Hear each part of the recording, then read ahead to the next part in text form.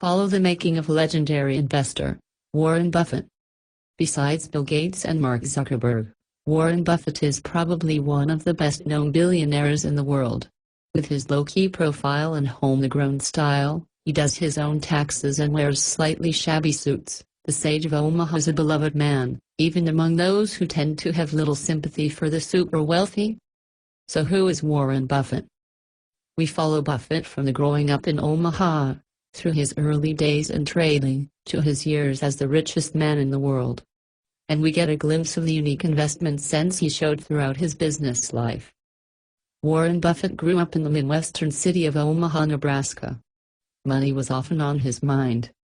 Warren Edward Buffett was born to Howard and Layla Buffett on August 30, 1930, at a time when many families were facing an uncertain future. As a child of the Great Depression, young Warren learned the value of money. In 1932, when the Depression hit Warren's hometown of Omaha, Nebraska, his father lost his job as a securities salesman for a local bank.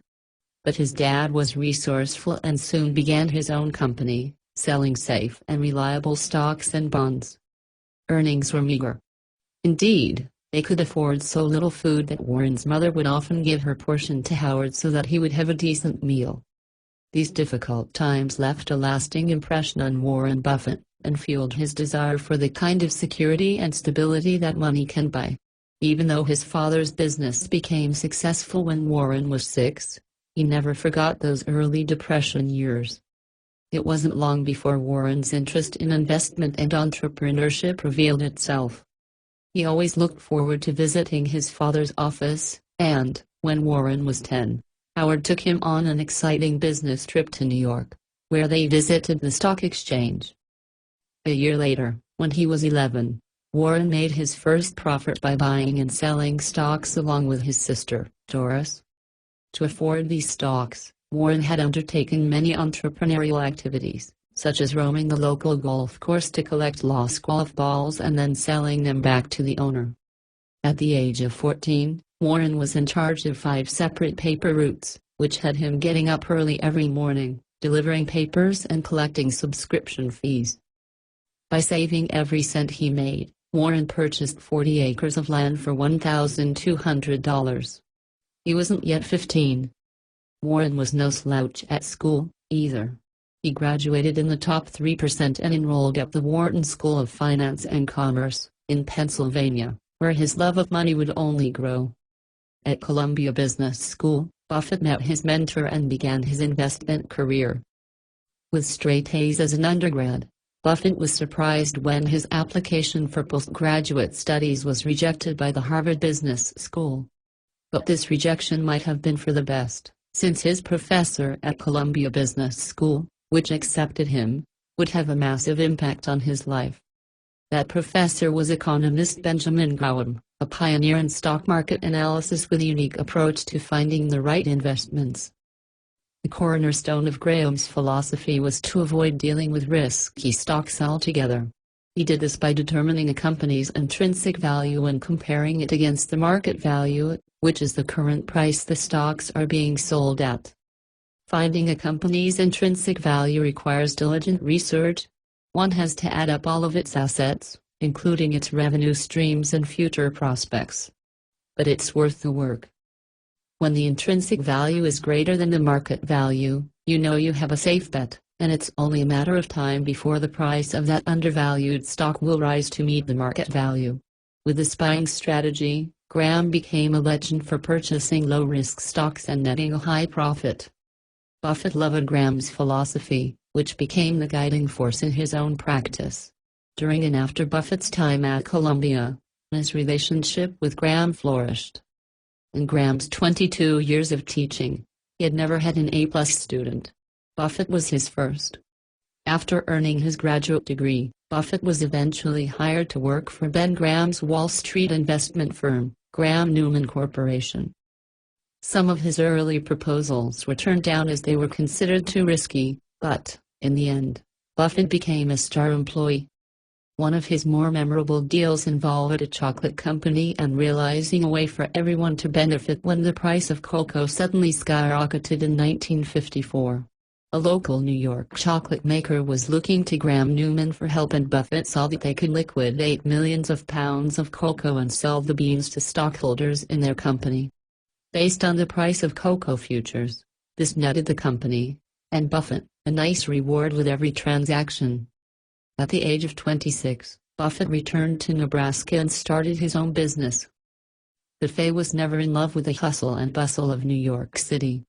Furthermore, he was now a father, and he wanted to raise his kids in the peaceful environment of Omaha. Once he returned to his hometown, Buffett began forming his own investment partnership, Buffett Associates, Limited. Within a year, he raised $500,000 from friends and family, all of which he put to work by flawlessly applying Graham's theories and investing in undervalued companies that steadily paid off. In that first year, he was so successful that his initial $500,000 portfolio increased in value by 10%. By the end of the third year, that value had actually doubled. Remarkably, all the while, this youngster in Nebraska was outperforming the Dow Jones Industrial Average. Finally, in 1961, Buffett took the next big step and purchased controlling interest in a company. It was the largest investment he'd made so far, a full $1 million of his partnership's money, which he put into Dempster Mill Manufacturing, a struggling windmill company that most other investors wouldn't go near. But Buffett knew it had solid intrinsic value, and his investment had made him chairman of the board for the company. He went to work sorting out their troubled finances. A year later, the company was on the path to profit, with $2 million worth of stock being traded at twice the price of what Buffett had initially paid. By 1963, that price was at 3 times its initial value, and it was time for Buffett to move on, so he sold the company and earned his partners a $2.3 million profit. Incredibly, at just 35 years of age, Buffett's 1965 portfolio had grown to be worth $22 million, and his own net worth was at nearly $4 million. Buffett became involved with his now famous company, Berkshire Hathaway, in 1962. In 1964, Buffett purchased controlling interest in Berkshire Hathaway, the company he is most closely associated with today. Berkshire Hathaway had started out as a textile manufacturer in 1839. But, in the early 1960s, American textile companies were losing a lot of business to the cheaper manufacturing markets in Asia and Latin America. So when Buffett began buying its stock in 1962, it was selling at only $7.60 per share. The company was in dire straits. However, when Buffett did his homework to add up its intrinsic value, he saw that the company should be trading at $16.50 per share. This made Berkshire Hathaway an amazing bargain that he couldn't pass up, so he bought every stock he could get his hands on and, eventually, became the majority shareholder. Though it would always struggle as a textile company, it succeeded as a holding company for Buffett's more successful companies, such as the insurance company National Indemnity Co., which he purchased in 1967 for $8.6 million.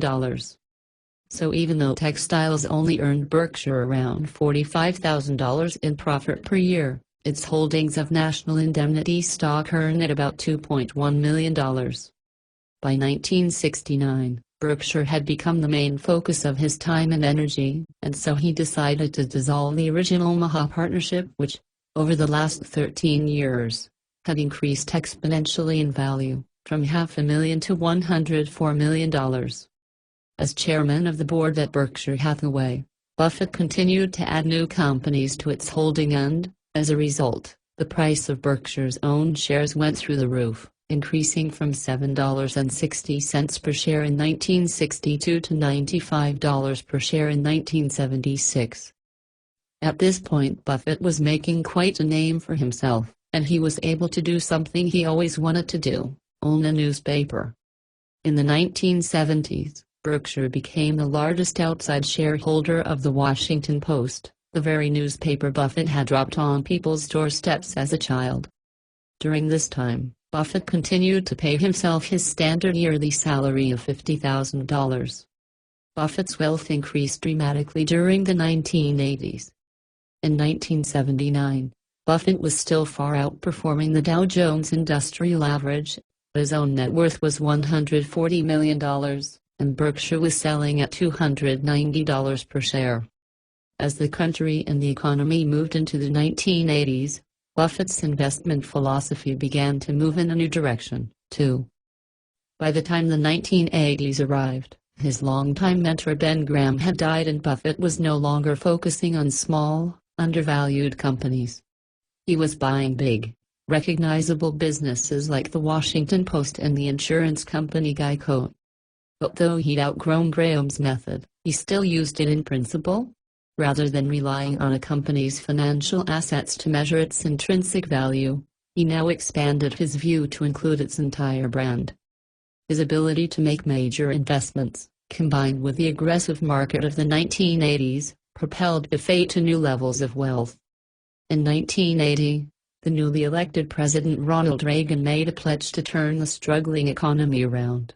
To help with this, Reagan cut interest rates, which the influential economist Henry Kaufman predicted would only continue to decrease. This new environment sent people into a buying spree. With low interest rates, stocks become more attractive to buyers, and the Dow jumped 38.81 points, setting a new record high. Though none of this changed Buffett's own patient and methodical investment philosophy, Berkshire Hathaway continued to reap the rewards. The Dow was going through the roof, and Berkshire's stock rose right along with it. By the end of 1983, its shares were selling at $1,310. Berkshire Hathaway's holdings were now worth $1.3 billion. As for Buffett himself, over the course of 4 years in the 1980s, his net worth went from $140 million to $620 million. And in 1985, with the markets continuing to boom, Buffett finally made the Forbes magazine annual list of billionaires. Despite his immense wealth, Buffett isn't a stereotypical Wall Street billionaire. Throughout his life, Buffett has comfortably stayed in the modest house that he purchased for $31,500 when he was 27 years old. But that's just the beginning of the many ways Buffett defies the billionaire stereotype. To begin with, Buffett has never liked the idea of America having an elite class.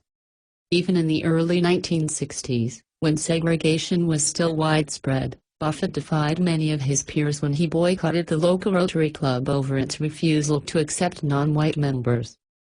This also led to his becoming a Democrat, even though his father had been a lifelong Republican who spent 8 years as a congressman in Washington. But after his father's death, Buffett began making frequent donations to Democratic political campaigns.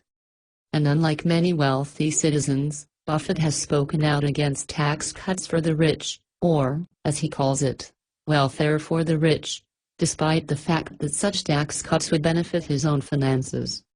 Since his late 20s, Buffett has struggled to figure out what to do with his riches, since he doesn't live a glamorous lifestyle with expensive cars, homes or clothing. Nor does he want his children to rely on his success.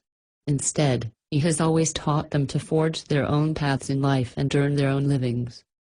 So, in 2006, after his wife Susan passed away, he finally decided that he would donate most of it to charity.